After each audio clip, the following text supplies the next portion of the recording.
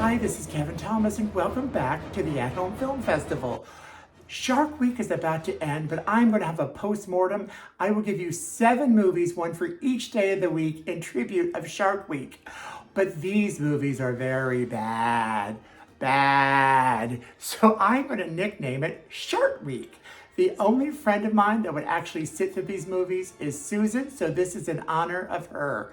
Miss you, Susan. By the way, all of these movies could be found on Tubi. Finally coming in handy, Tubi. But our first movie, Jaws: The Revenge, you could find on Netflix. Oh my God. This movie is so bad that Roy Scheider said no, Dennis Quaid said no to reprise their roles from other Jaws movies.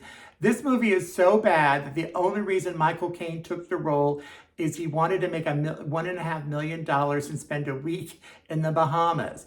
This movie is so bad that while Michael Caine is in the Bahamas, he was nominated for an Oscar and they wouldn't let him go. This movie is so bad that it was up for Worst Movie Awards, Worst Sequel. This movie is so bad that Lorraine Gary came out of retirement for it. She played the widow or the wife of Roy Scheider. But for some reason, she came out of retirement to make this, and she's made no other movie since. I guess she learned her lesson. And this has such a funny thing with her because the plot of this movie is, although it's the 4th Jaws film, Lorraine thinks that the shark that hurt them all from the beginning is following her. Yes, the shark followed her to the Bahamas. And she has moments like Eyes of Laura Mars. She's walking around, all of a sudden she freezes. And then she feels that she knows what's going on and the shark is attacking. Oh my God, what clairvoyance she has. Oh, there she is. I wouldn't spend time on this unless you want to watch bad movies. And that's what they all are this week, I promise. Mega Shark versus Giant Octopus is exactly what the title says.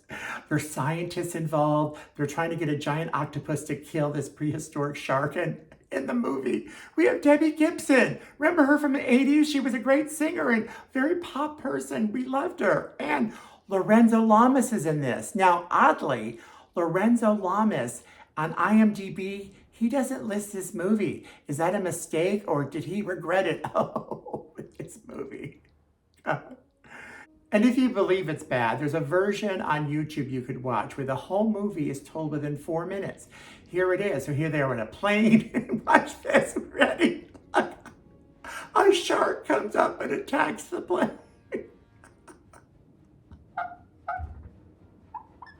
I cannot make this up. Oh my God.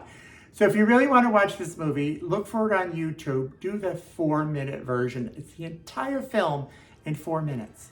Okay, if Cocaine Bear wasn't enough, which I love that movie. I'm not kidding. Cocaine Shark. So scientists again get involved and they mix some stuff together and they end up making all these mutant creatures that are horrific because they made a mistake and they're trying to hide them because they don't want anybody to find the mutants. But guess what? People will. It's bad. It's bad. Look at those great effects. Even kids aren't safe. Puppet Shark. Yes, there's a movie called Puppet Shark.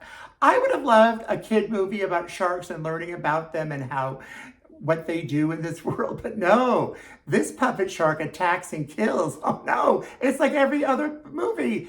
That's killer sharks. Why are we having our kids watch this? No, those puppets should be dead. Dead, I tell you, dead. Oh my God. They all look like Ernie and Miss Piggy. Believe it or not, they're getting worse. Now we have Sharkula. That's right, a Dracula shark. It even has a cape and all underwater. The acting is so bad in this movie. It's just, I don't know what to tell you. You just have to watch this shark underwater, the awful visual effects to recreate him. It even has Renfield. Yes. Oh my God, that was the thickest blood I ever saw in my life. Oh my God, Renfield. He's even in this. He's the one seducing people to become the next victim of Sharkula. Yes. Since Superman's back in town, why don't we salute Super Shark? Yes. There's a movie called Super Shark. And if you don't recognize him, that's Jimmy Walker from Good Times. And he even does his signature term, dynamite. Super Shark cannot be killed. It takes everything in the world. It actually is even enhanced to get involved with people when it hears loud music and songs.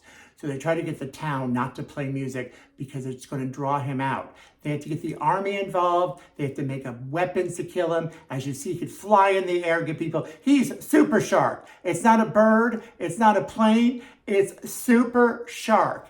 And this one has John Schneider in it. I thought he was more talented in this, but I guess when you need a paycheck, you will dance with Super Shark. Super Shark. Super Shark now. Bad. And I saved the worst two for last. There's Doll Shark. Yeah, that's right. Now, I thought this could have been a funny spoof, so I would have liked it for that. Because a man kills a shark, puts a real tooth of the shark into a stuffed animal, which makes it come to life. Look at that fake crappy rain. So the doll shark is killing people left and right, but there's so much inconsistency, incontinuity, and missed opportunities for tongue-in-cheek humor. So this is just dumb. Doll Shark is dumb. I mean, there's no way they're going to take it seriously, so why don't they just have fun in the other direction? That's what I'm saying. Our final film is so bad. Invisible Shark. Okay, so there's a shark that attacks people, but it's invisible. So while they're at the beach, they get attacked, they scream, and all of a sudden their hand disappears or their arm because the invisible shark ate it. Yet there's no blood running down the remaining of their body. As we see here, there's someone fighting with the invisible shark. And to make this movie even worse, there's a support group of people who survived the invisible shark, and they have meetings at the beach, like right next to the water.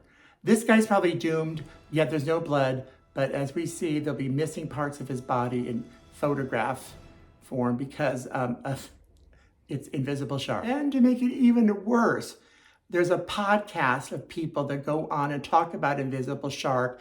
Like, how do you really know it's a shark if you don't see it? Oh, this movie's bad, bad, bad, bad, bad, bad mamma jamma. Well, that's our show of the week. I hope you share and come back next week for a good episode.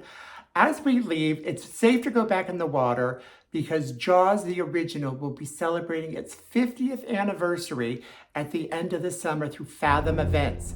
So if you've never seen the original Jaws, it's really good. It's the first movie that became a summer blockbuster. That's where the term started from with Jaws. So let's watch it again. Let's celebrate its 50th anniversary. And I will see you next week. And I'll see you at the theater at Jaws.